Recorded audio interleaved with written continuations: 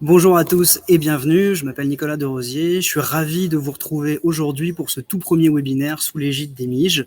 On est vraiment ravis de vous avoir aussi nombreux. Donc voilà, c'est notre toute première aujourd'hui. Voilà, vous êtes 4 fois plus que ce qu'on imaginait. Donc on est vraiment ravis. Merci de votre présence. Et vu que c'est notre première, merci d'avance aussi pour votre indulgence. Aujourd'hui, je vais avoir la chance d'avoir deux invités avec moi que je vais inviter à me rejoindre maintenant sur scène. Tout d'abord, Rémi Vernet. Est-ce que Rémi, tu peux nous rejoindre? Bonjour Rémi. Rémi, qui est donc le délégué général de l'association MIGE, qui nous accueille aujourd'hui. Et puis Pascal Desclos, qui est psychosociologue, praticien de la pédagogie active et qui milite et travaille pour essayer de rendre acteurs les apprenants de leurs propres apprentissages, si je ne dis pas de bêtises. Donc bonjour Rémi, bonjour Pascal. Bonjour. Bonjour. Alors, vous le savez, aujourd'hui, on a un très beau programme. Tout d'abord, je vais donner la parole à Rémi qui va nous présenter rapidement l'association des MIGE. Ensuite, je vous dirai 2-3 petits mots de l'histoire de ce premier webinaire. Voilà, je résiste pas à la tentation de vous en dire 2 mots. Et puis ensuite, le cœur de la présentation d'aujourd'hui, ce sera l'intervention de Pascal autour vraiment de la question de savoir quels sont les apports en matière éducative des expériences de mobilité pour les jeunes. Alors, on parlera un peu aléatoirement de voyages scolaires, mais bien entendu, tout ce qu'on dira aujourd'hui ne s'appliquera pas uniquement aux voyages scolaires stricto sensu. Voilà. On parlera d'un petit pas, un petit du tout, un vrai choix qu'on fait en travaillant avec Pascal depuis quelques années maintenant, les MIGE, qui est de miser beaucoup sur le jeu comme un vecteur, comme un outil important pour accompagner les jeunes et les aider à tirer le maximum de leurs expériences de mobilité. Donc voilà, tout de suite, je passe la parole à Rémi qui va nous présenter l'association des MIGE. Merci Rémi. Bonjour, donc Rémi Vernet, je suis délégué général de l'association des MIGE.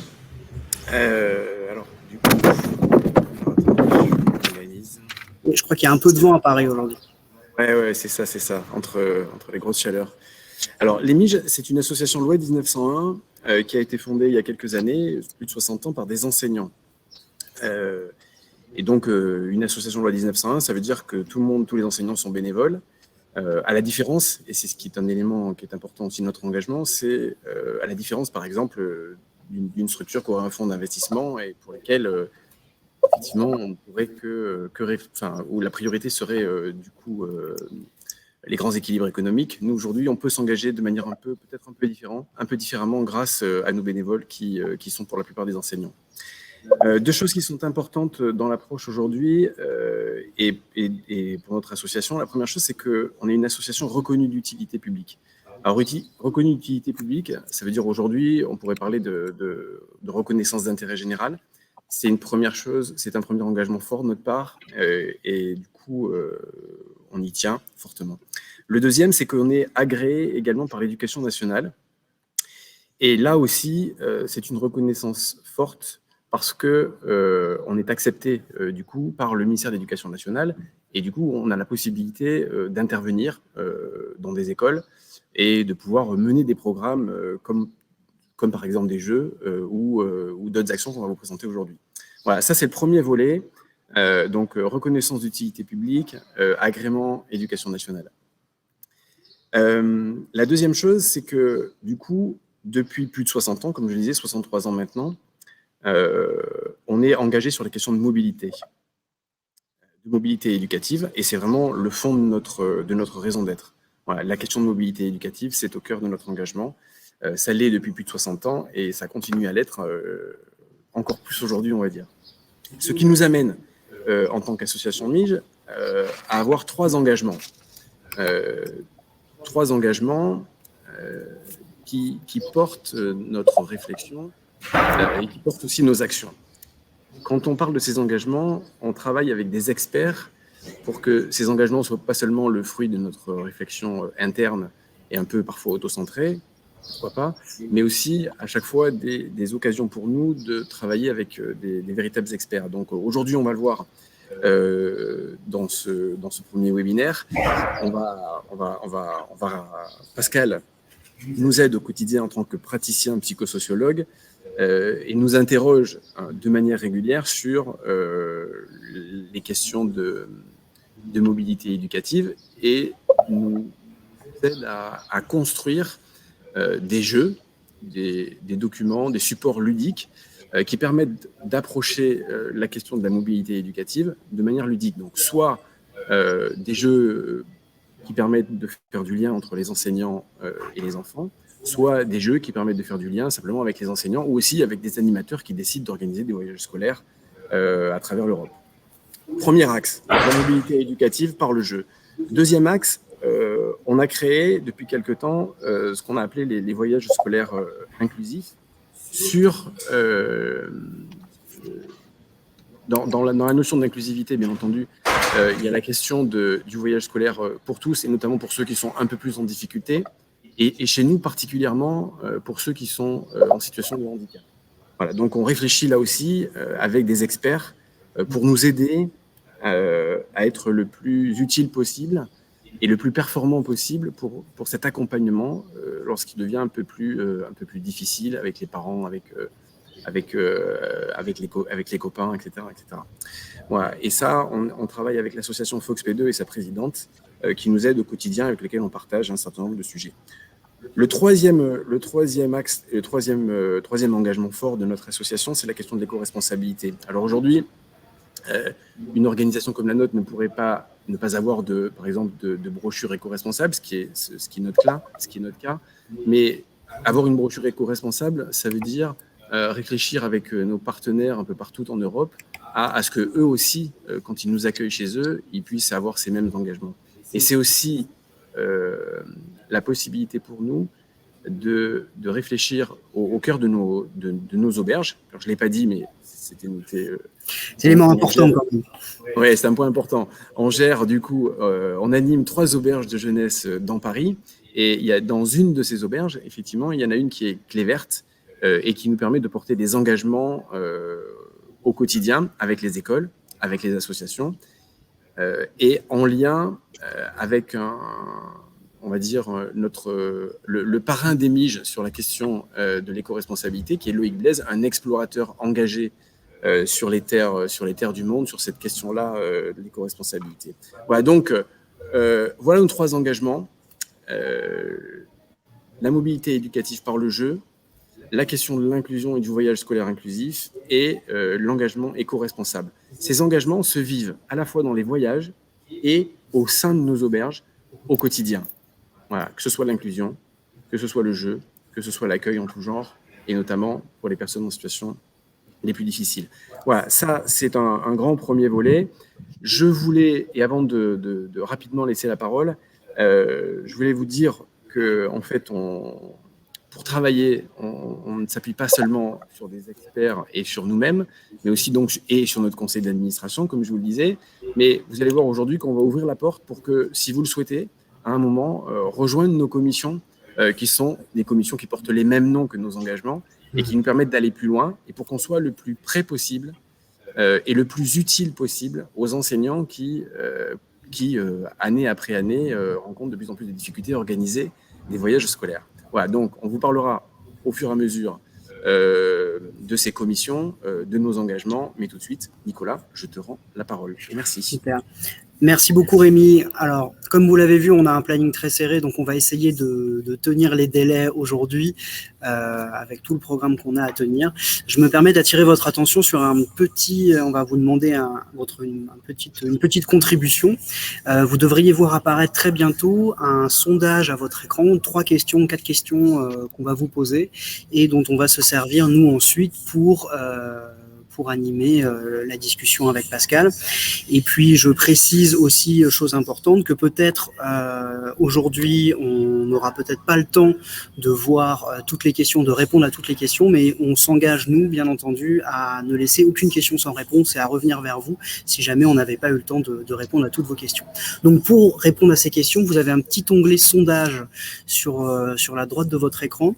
Je vous invite aussi au besoin à utiliser la fonction plein écran en bas pour peut-être mieux voir, si jamais vous aviez un petit écran, la présentation qui va se dérouler sous vos yeux.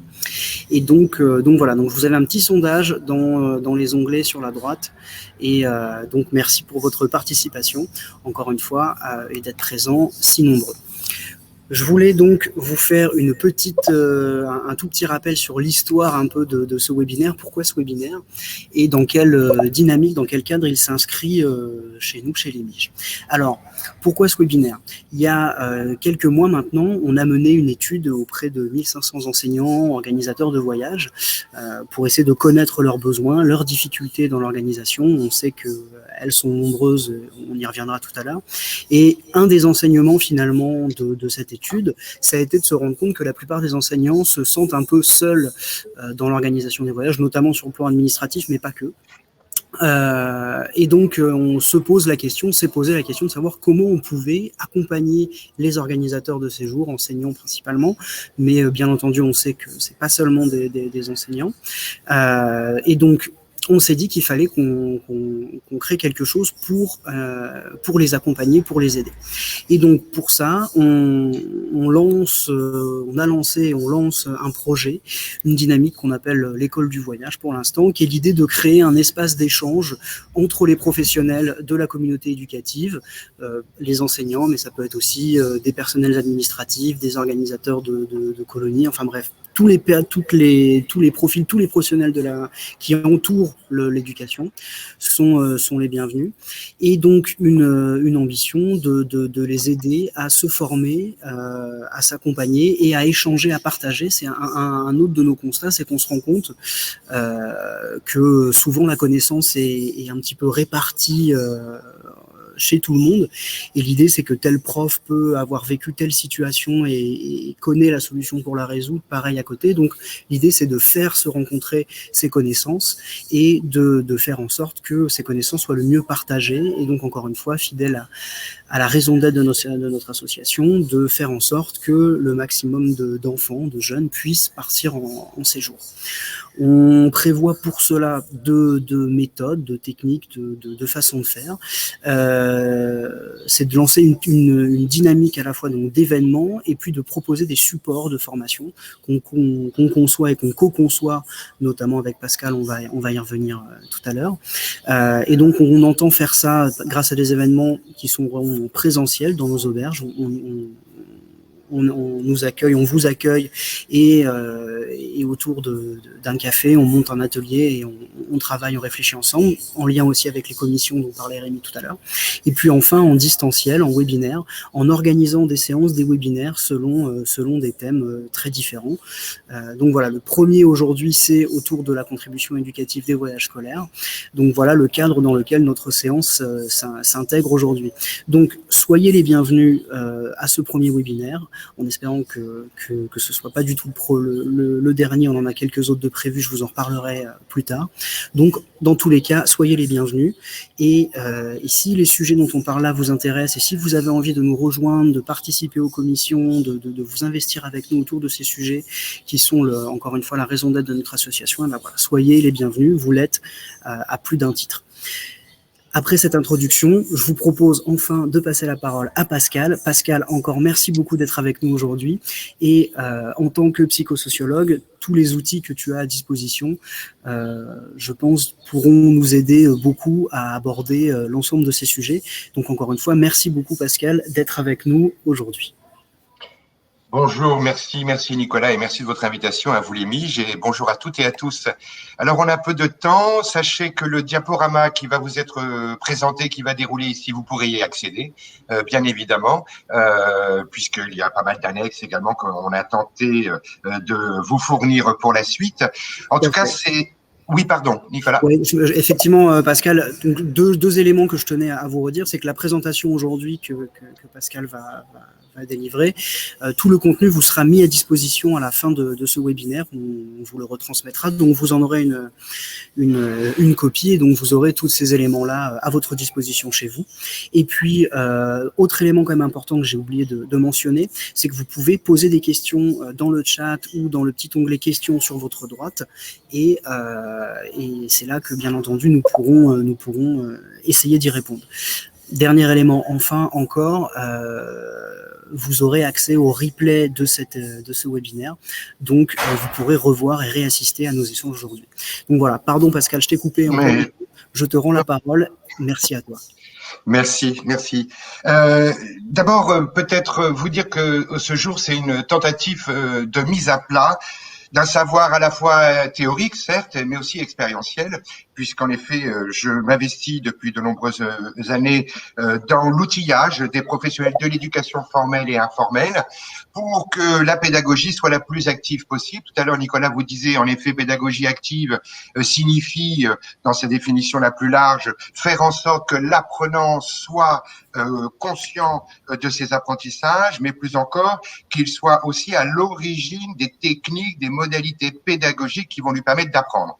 Alors aujourd'hui, évidemment, on est sur le voyage scolaire pour certains, le voyage de découverte pour d'autres, un séjour court, un séjour long, une classe verte, peu importe, la question qui nous est posée, que l'on soit professeur ou animateur périscolaire, que l'on soit donc de la communauté éducative dite formelle ou informelle, tous ensemble, vous avez, pour beaucoup d'entre vous, puisqu'on l'a vu dans le petit sondage qui vous a été proposé lors de votre inscription, vous avez tous connu, à 76% si j'ai bien compris, vous avez déjà organisé une telle aventure avec des jeunes.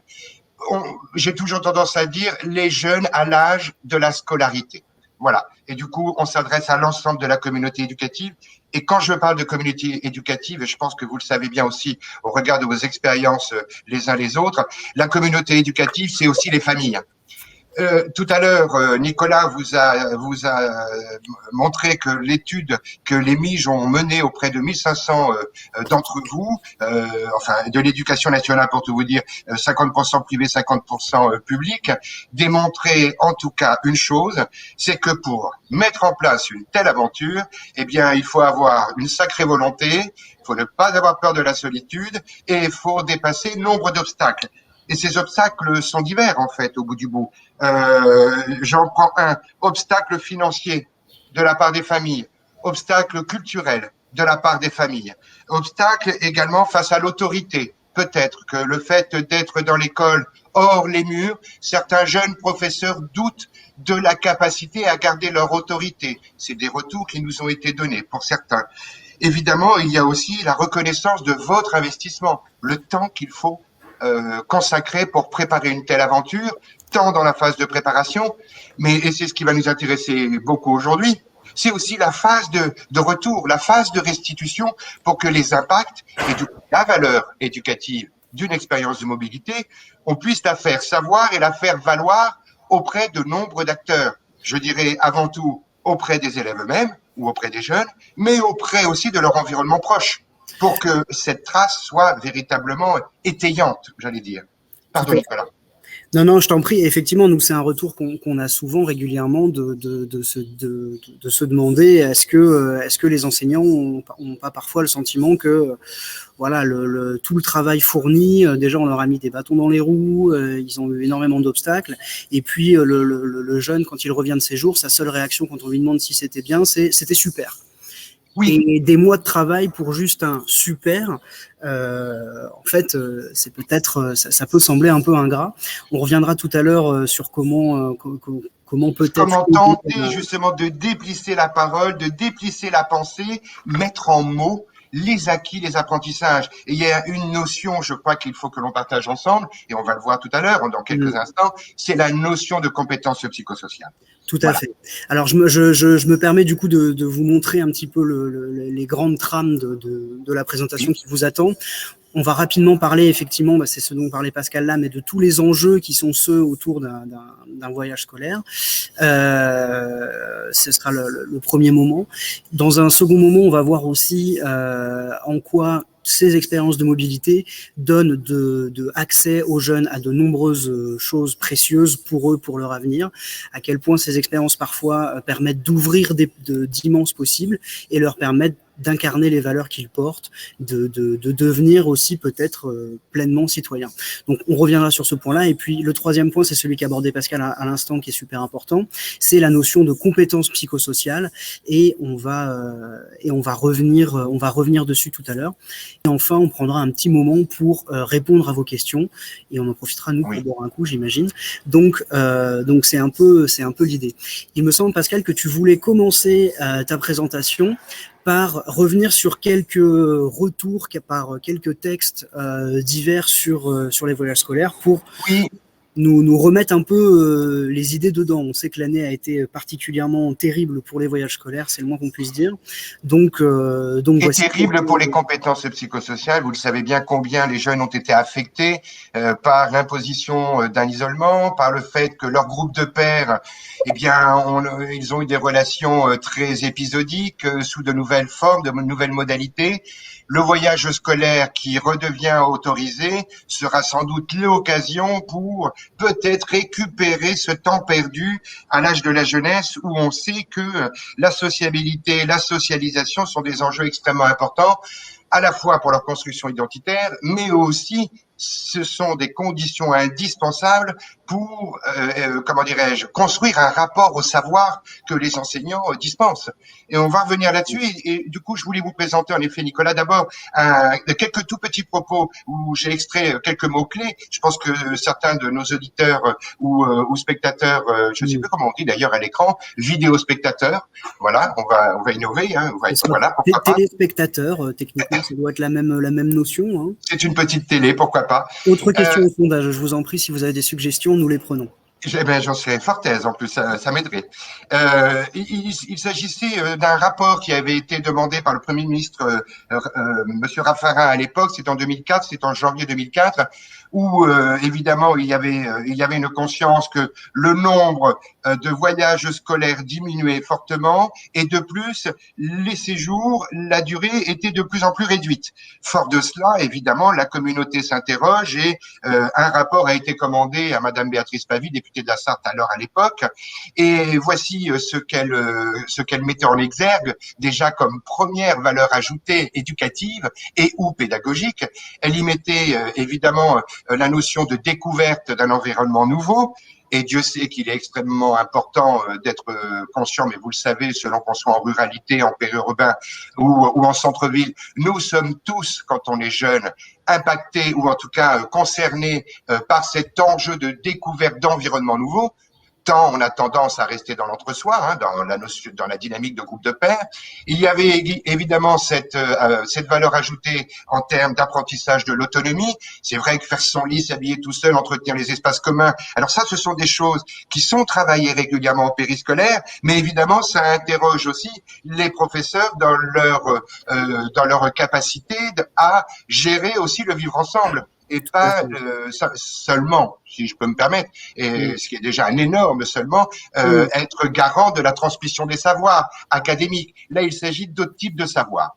Autre chose, évidemment, c'est que nombre de jeunes, ce sera sans doute la première et la seule occasion de partir.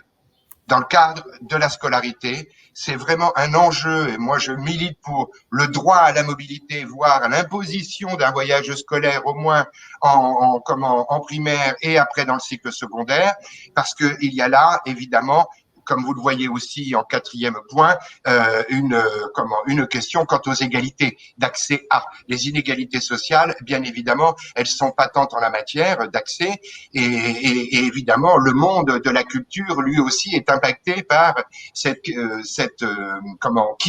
qui a accès, qui n'a pas accès.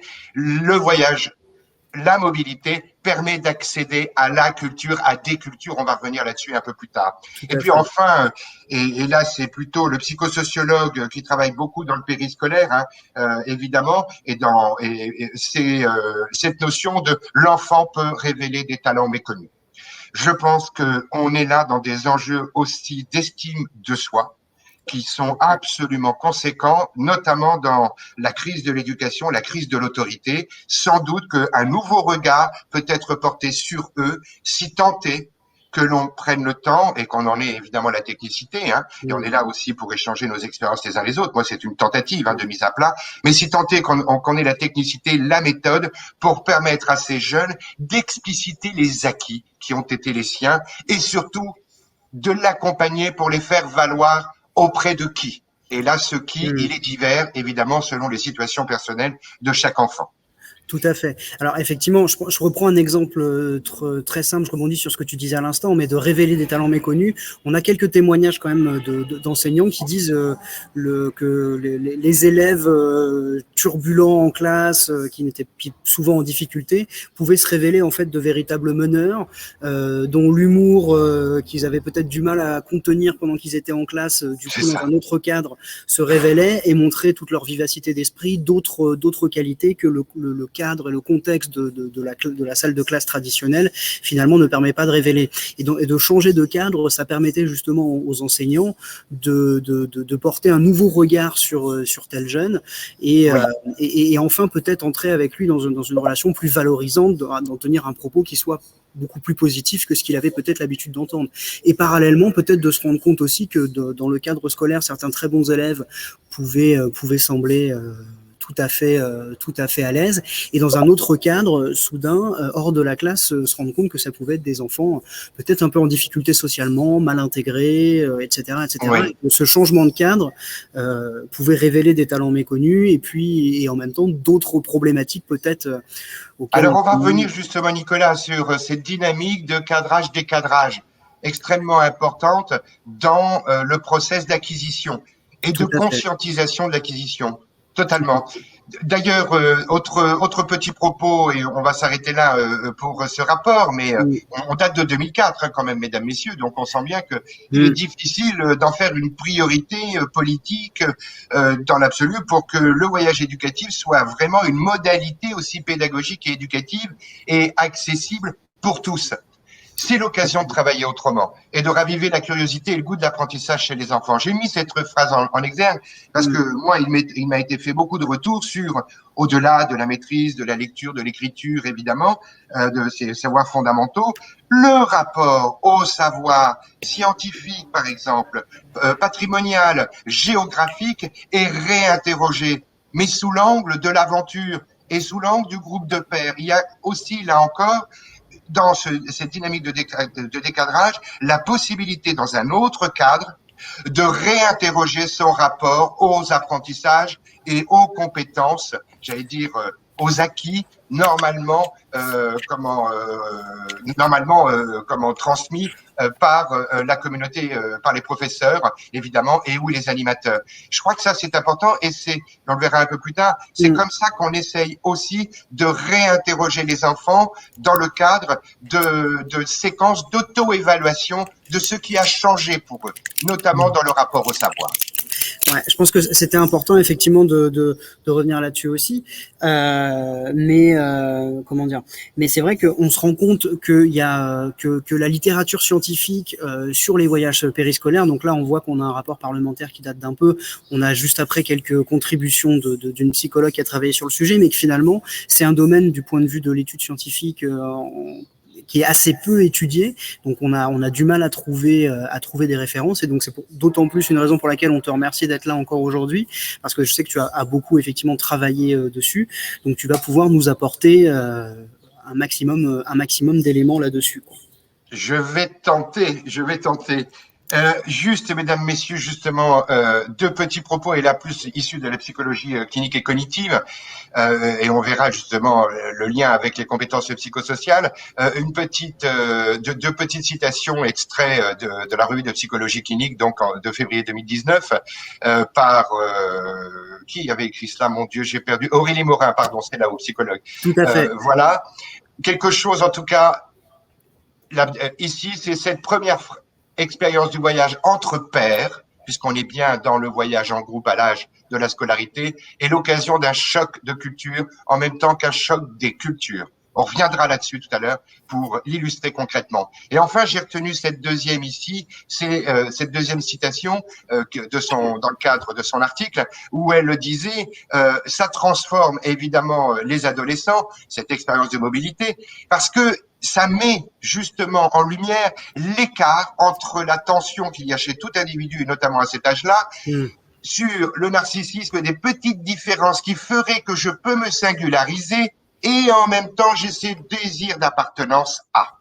Et la mobilité permet justement de réinterroger cette sensation, ce ressenti de l'altérité.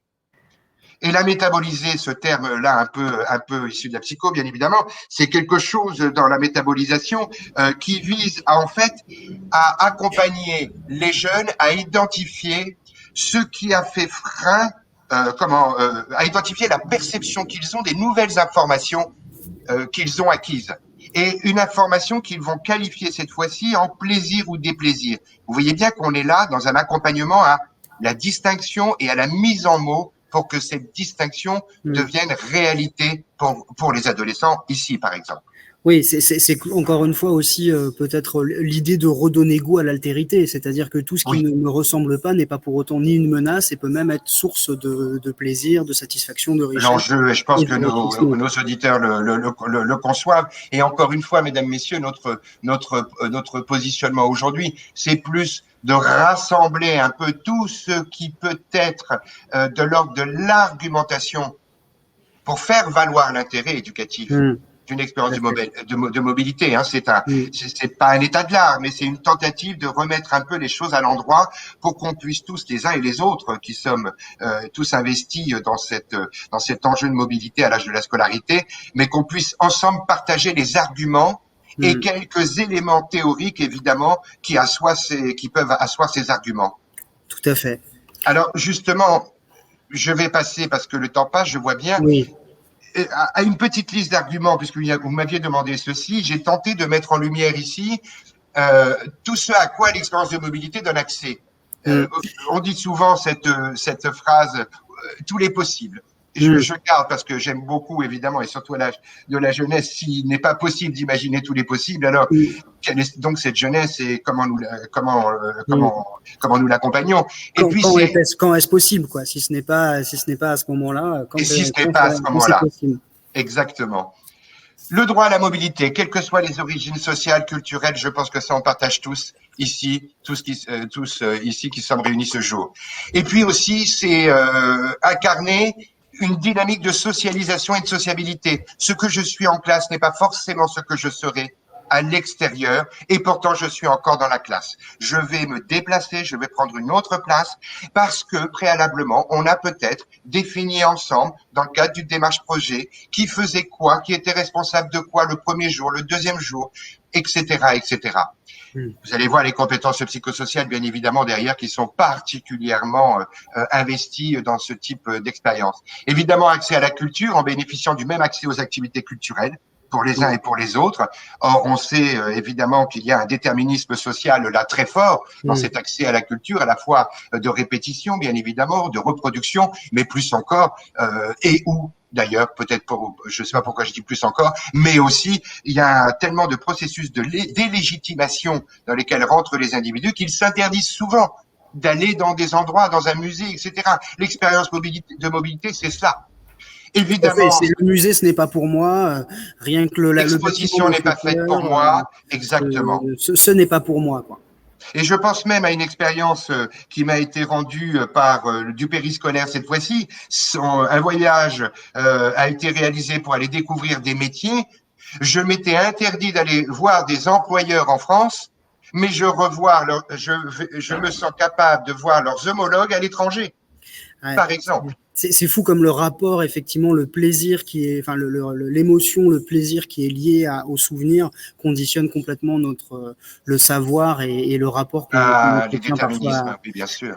à sûr. certains éléments et à certaines opportunités, puisqu'on parle de possible. Mais effectivement, si on a noué avec un pays parce qu'on l'a découvert une relation d'attirance et de sympathie, de se sentir à sa place ou du moins pas délégitimé, j'imagine que ça peut effectivement nous suivre. Et alors, je pense pour des gens peut-être un peu plus vieux, mais à tous ceux qui ont fait Erasmus dans un pays, je pense que vous en connaissez beaucoup, tous gardent vis-à-vis de ce pays un lien très très particulier. Et les âges ne sont pas les mêmes, Nicolas. Il y a une capacité à formuler l'expérience, à expliciter, à étayer aussi petit à petit son discours, à revenir là-dessus, qui n'est pas forcément une compétence acquise à l'âge du primaire, de l'élémentaire ou du collège encore. C'est pour ça que les outils que l'on va présenter tout à l'heure permettent sans doute, et on l'espère, enfin j'en suis même certain que ça y contribue, de faire en sorte de prendre le temps de manière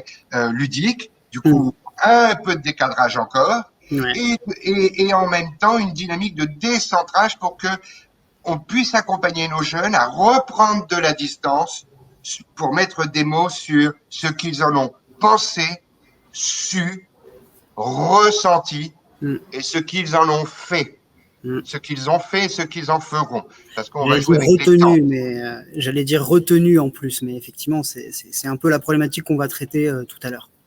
Alors, vous voyez ici, Nicolas et tous, voilà quelques arguments qui peuvent jouer pour certains de nos interlocuteurs qui freinent ou qui hésitent. Moi, je pense souvent aux familles parce que, honnêtement, je sais qu'il y a beaucoup de situations où les professeurs sont désireux de s'investir dans un tel type de projet. Et puis, voilà, 3 ou 4 familles pour des raisons différentes qui freinent, qui formulent leur opposition à. Peut-être y a-t-il là quelques arguments qui devraient, pour certains en tout cas, permettre de dépasser ces freins ou ces obstacles. Mais ça ne répond pas à tout, bien évidemment. C'est une dimension et on parle principalement de psychologie et de compétences aujourd'hui. Alors justement, je vois que tu es parti sur les compétences psychosociales. Je pense qu'effectivement, c'est l'autre partie vraiment importante, je pense, de ce qu'on a à partager aujourd'hui avec vous. Oui, c'est ça. Et puis, j'ai voulu vous le présenter sous l'angle de la santé. La santé comme l'état complet de bien-être physique, mental et social. Alors évidemment, la période qu'on vient de vivre a particulièrement affecté la santé dite mentale de nos jeunes. Mais ne considérer qu'une expérience de mobilité, c'est un bienfait pour la santé et pour le bien-être physique, mental et social, je pense que c'est un argument de plus, à la condition qu'on puisse jouer, à expliciter, à identifier, à qualifier les compétences psychosociales qui ont été en jeu dans l'expérience de mobilité. Ouais, tu vas nous en parler un peu après de ces fameuses compétences psychosociales. Que sont-elles et nous donner en plus quelques outils pour être capable de les identifier déjà nous et de les identifier dans le cadre de la préparation et de les identifier aussi dans le cadre peut-être de notre relation avec les familles, peut-être de la relation avec notre équipe administrative, nos autorités d'établissement, peut-être une autorité de la ville quand on est dans un foyer socioculturel, quand on est dans un centre de loisirs où beaucoup de séances ont lieu hors les murs, sur des micro-séjours de 2 jours ou 3 jours.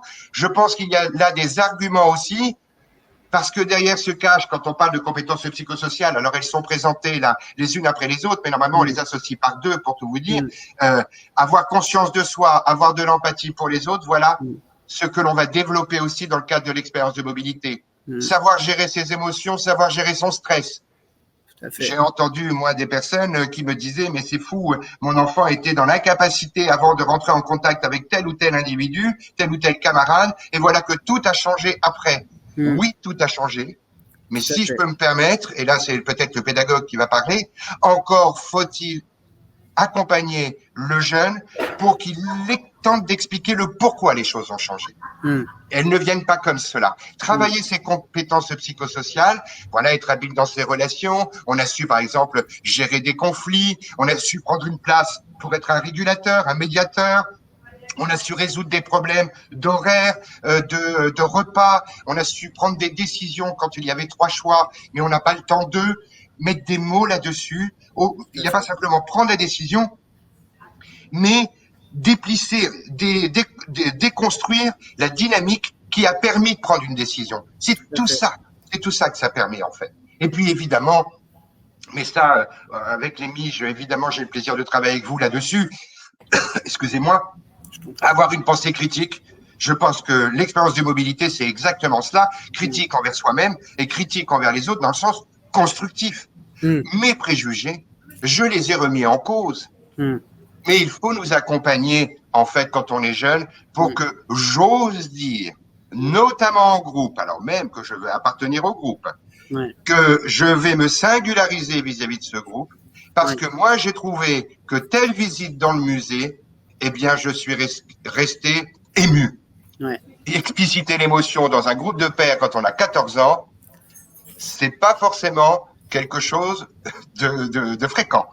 Et c'est ça qu'un voyage scolaire aussi, enfin un voyage scolaire, vous avez compris dans l'absolu, une expérience de mobilité peut nous permettre de faire émerger, à la condition bien évidemment qu'on en ait le temps, qu'on l'ait prévu dans la phase de préparation. Je lisais d'ailleurs, j'avais mis ça de côté tout à l'heure parce que c'est le magazine L'étudiant qui a sorti un petit propos. C'est tout récent, c'est le 14 juin 2021, et il disait une professeure d'espagnol à Saint-Thomas-de-Villeneuve, Madame Bassora, qui disait, vous savez, moi, quand j'ai commencé à dire qu'on allait partir en Espagne, j'ai tout simplement pris quelques photos de l'Espagne, voilà, et j'ai demandé aux élèves de choisir une photo du séjour et de parler de cette photo, souvenir en espagnol ou en français devant leurs camarades et leur famille. Vous voyez, c'était tout un système qui, en fait, va bénéficier du développement de ses compétences psychosociales et plus encore, c'est le jeune lui-même. Et évidemment, en s'appuyant grâce avec ses pairs. Et c'est tout l'enjeu des supports ludiques que les miges ont créés dans l'absolu. Tout à fait, on va y revenir après. Alors, vas-y, je t'en prie, Pascal. Moi, j'aime effectivement beaucoup cette slide puisque je vais te laisser en parler, mais c'est l'idée d'expliciter un maximum ses compétences psychosociales pour être capable d'en faire des critères d'évaluation pour que les jeunes puissent se demander, mais en matière de sentiment de sécurité et de confiance, comment est-ce que je me sens vis-à-vis de mes pairs, vis-à-vis de mes professeurs, enfin bref. Mais c'est exactement ça, Nicolas. Très, très parlante pour ça. Je te remercie. Moi, mon travail, c'est de tenter d'outiller les professionnels. Encore une fois, tout type de professionnels, dès qu'on est dans cette phase, en tout cas dans ce projet de mobilité des jeunes, c'est de leur permettre d'avoir un peu une catégorisation de ce dont on parle quand on évoque les compétences psychosociales. Alors, j'ai rien inventé dans l'absolu, sentiment de sécurité et de confiance, d'appartenance à un groupe, compétences réussies, connaissance de soi. C'est des choses qu'on retrouve, et notamment à l'OMS, puisque moi, c'est une de mes grandes références dans le cadre de ma profession, mais j'ai tenté par contre de le contextualisé. Et dans le cadre des outils dont on va parler tout à l'heure, j'ai tenté de l'opérationnaliser pour que professeurs, animateurs et accompagnés puissent disposer d'outils à la fois personnels pour certains, individuels, personnels, vraiment, et d'autres à partager, pour qu'on ait aussi du discours public et que, voyez, parce que les compétences psychosociales, dans l'absolu, on aurait pu les mettre aussi en trois grandes catégories. Je les ai ici. Compétences sociales d'un côté, on va pouvoir reprendre une par une. Compétences cognitives, notamment la prise de décision, l'esprit critique. Et puis, les compétences émotionnelles, évidemment. Et je crois qu'à l'âge de la scolarité, la compétence émotionnelle, la conscience de cette compétence, c'est un des enjeux extrêmement importants pour poursuivre son chemin de scolarité et pour accepter l'acquisition de savoir, pour distinguer notamment un des grands enjeux de l'époque, savoir d'un côté, croyance de l'autre, pour le faire rapidement. Effectivement, on sait qu'à l'âge des réseaux sociaux et à l'âge de la crise des autorités en tant que telles, l'autorité scientifique, on voit bien les complotismes et l'ampleur des théories de la Terre plate et des choses effectivement très farfelues, et d'être capable d'aider les jeunes à restructurer, repositionner et de faire la différence entre un savoir et une croyance. Totalement. C'est exactement ça. J'espère que j'ai été clair pour ces quelques éléments de mise à plat, de remise en perspective un peu théorique. Et puis, il y a un parti pris, c'est vrai, de ma part. Mais comme le disait très bien aussi Rémi, quand on est dans l'intérêt général, quand on dispose de l'agrément du statut de reconnaissance d'utilité publique, je trouve que votre investissement en la matière sur les trois enjeux que citait Rémi, l'éducation d'un côté, les co-responsabilités de l'autre, et puis l'inclusion de l'autre, on les distingue là théoriquement, mais on voit bien qu'elles font partie d'un même système, et elles ne sont, à mon avis, déclinables, opérationnelles, visibles et lisibles, que si on les déconstruit aussi. Tout à fait. Comprendre de quoi elles sont constituées, effectivement, et quelles sont les choses, les valeurs, finalement, qu'on appelle là des indicateurs, mais les choses qu'on essaie de travailler. Et pour reprendre ce que tu disais, Pascal, ce que toi, tu as essayé de faire, ou que tu as fait d'ailleurs, je pense qu'on peut le dire, réussi à faire avec la création des jeux, c'est de rendre ça opérationnel et de donner aux enseignants des supports, des supports utilisables tout de suite pour les aider à travailler tous ces critères, tous ces éléments d'indicateurs. Et je tiens à dire, Nicolas, que ces outils, merci de me rendre hommage, mais ils n'ont été rendus possibles que parce qu'ils ont été faits dans un aller-retour avec des professionnels de l'éducation. On parlait tout à l'heure du fait que Mige, vous êtes une association, c'est aussi la commission éducation qui s'est penchée sur mes premières propositions, et nos allers-retours, ça a été vraiment co-construit. On est vraiment entre théorique et pratique et capacité à déployer l'outil. Tout à fait, pour que ces outils soient opérationnels et utilisables facilement par les enseignants. Je crois que tu as effectivement quelques exemples éventuellement à nous montrer pour que ça puisse peut-être sembler plus concret. Plus concret, voilà. Parce que c'est tout l'enjeu, bien évidemment. Alors voilà, outiller les professionnels de la jeunesse, de l'éducation, et encore une fois, éducation formelle ou informelle, EducPop d'un côté, pour le dire dans une grande sphère, et puis éducation formelle, éducation nationale. C'est que voilà ce dont ce qu'on a construit, par exemple, une grille d'auto-évaluation personnelle.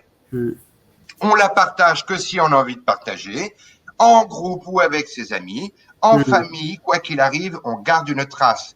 Lors du retour, je m'auto-évalue. Est-ce que je me sens plus capable de me détendre en groupe? Est-ce que je me sens plus capable d'être solidaire, d'exprimer les différences avec mes camarades, d'exprimer des goûts et des idées, etc., etc. Tout ce qu'on s'est dit tout à l'heure. Suite au voyage, cet outil peut être évidemment transformé dès l'entrée, où on est tué avant de partir. À la sortie, 2-3 jours plus tard, ou lors d'une phase un peu rituelle, tout le monde s'en empare lorsqu'on est sur la phase de retour, et on s'amuse à identifier les écarts entre l'avant et l'après. C'est absolument essentiel pour un jeune. Lorsque l'on parle d'estime de soi, ça doit passer par lui-même. Par lui-même. S'il n'a pas la perception d'avoir avancé, l'autorité aura beau lui dire « tu as grandi », il n'aura pas ce sentiment d'avoir grandi. Ouais. Et c'est là où effectivement les outils permettent d'objectiver ce qui est un sentiment subjectif, mais qui est pas comparé entre l'avant et l'après, d'être capable de se dire ah oui, effectivement, je me sens mieux sur ce point, je me sens mieux sur ce point, exactement, sur ce point-là.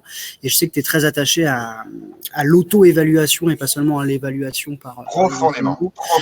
Je pense que ça va dans les deux. Je pense que le professionnel doit évaluer. Lui, il a un autre regard, il avait d'autres enjeux. Évidemment, il connaît les enjeux dont on parle là. Aujourd'hui, c'est plutôt laisser de mettre le tout un peu en perspective. Mais il y a aussi pour l'apprenant la capacité à prendre conscience de ses propres acquis, dont les compétences psychosociales. Mais quand on parle de sentiment de réussite, etc., je me souviens d'un petit film, d'ailleurs que vous aviez fait à l'époque, grâce à des professeurs qui venaient de Marseille à Paris. On était sur des lycéens. Je me souviens qu'une lycéenne est en pleurs sur un pont à Paris, voyant le Grand Palais, en se disant « Je n'aurais jamais cru que j'aurais réussi un jour à accéder à cette vue-là dans ma vie ». Voilà. Et l'émotion lui vient dessus. Il faut qu'elle garde trace de cela. Il faut qu'elle garde. Et il y a un enjeu là aussi de continuation demain. Ces jeunes deviendront adultes et ils seront éducateurs eux aussi. Plus ils auront d'éléments en trace, plus ils pourront raconter, transmettre l'envie de voyage et le pourquoi du voyage. Alors, c'est ça l'enjeu aussi. Je suis désolé de jouer les troubles faits, Pascal, parce qu'effectivement, l'heure tourne extrêmement vite. Avant qu'on passe à la dernière partie de notre première séance aujourd'hui, on va savoir si vous aviez quelques questions. Avec plaisir, bien sûr. Alors, aujourd'hui, effectivement,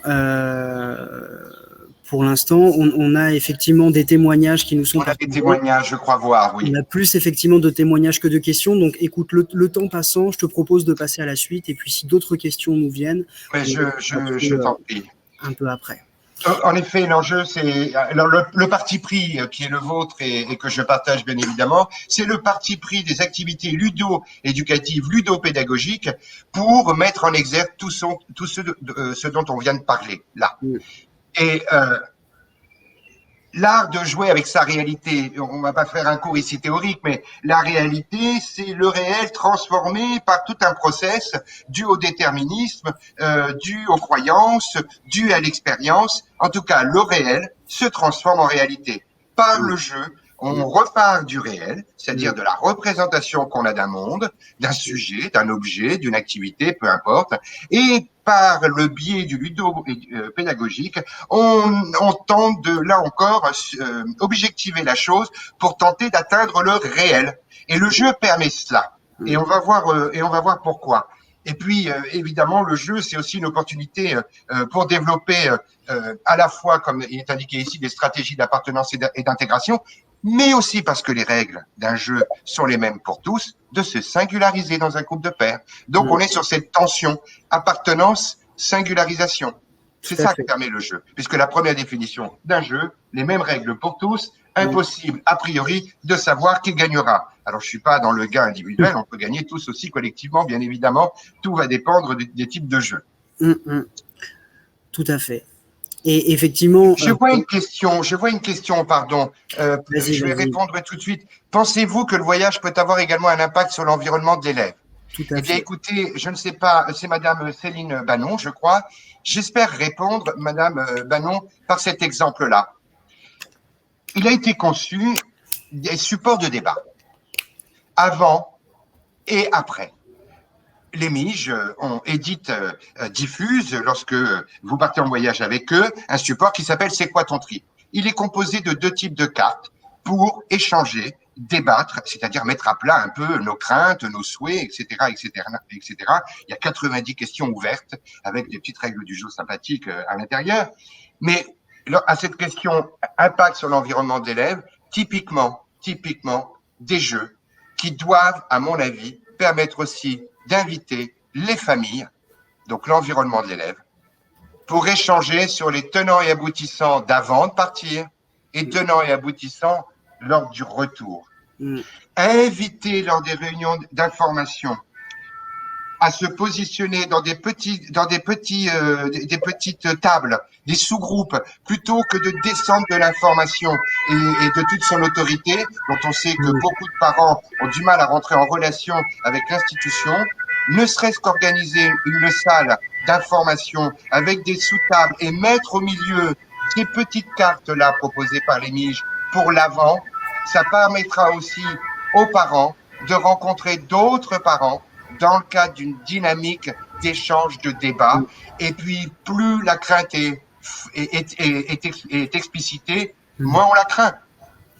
Oui, parce qu'effectivement, la carte, sollicite, challenge, on dirait presque l'élève pour l'aider à mettre en mots des choses qu'il aurait gardées pour lui et qu'il n'aurait jamais pu peut-être sortir, exprimer, etc. Et le jeu crée une occasion, un cadre dans lequel tout est permis finalement. J'ai peur que ma fille parte. Typiquement, j'ai peur que ma fille parte. L'autre parent peut, et ces questions-là évidemment sont à l'intérieur de ces jeux, ce type de questions, un autre parent peut dire, moi aussi j'avais peur pour mon aîné.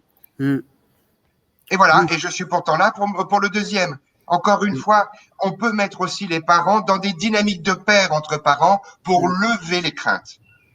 Pour lever les craintes. Voilà, par exemple. Et puis, il y a les collègues, je vois.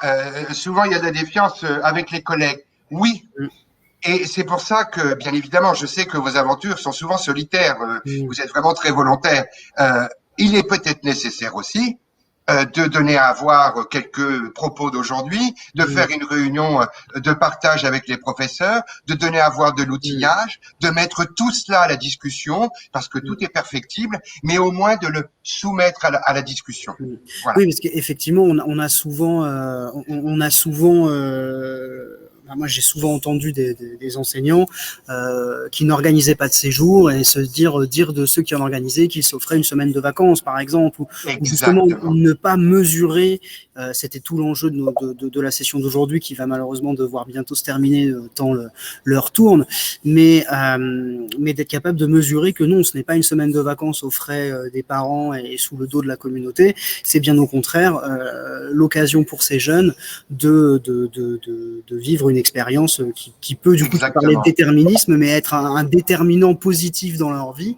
Et combien de jeunes partis en séjour se découvrent une vocation en chemin, rentrent dans la musique. Et d'autant plus que tout est légitimé, Nicolas. Encore une fois, et là je parle, c'est pour les parents et les élèves. Cette question, Madame Cohen. Vraiment, c'est prévu pour les parents et les élèves. Et ensemble, si possible. Vraiment. Et dans le cadre de réunions d'information, c'est possible de les déployer, mais il est possible aussi de les déployer dans le cadre d'un groupe projet au sein de la classe, c'est-à-dire dans la phase de bon, les enfants, on est en septembre, on va partir, ce sera au mois de mars, ce sera a priori telle destination, hop, première étape, allez, discutons déjà imaginons le trip. Et je voudrais redonner aussi un autre argument pour l'institution et les collègues qui, en effet, peuvent considérer que c'est un voyage un peu gratuit. L'expérience de mobilité, c'est un acte pédagogique plein et entier qui contribue aussi à incarner, en tout cas à illustrer le socle commun de connaissances, de compétences et de culture. Là, on vous a mis en rouge des langages pour penser, méthodes et outils pour apprendre. C'est tout ça qu'on déploie. Représentation du monde et de l'activité humaine. On s'inscrit bien dans les injonctions aussi de l'éducation nationale.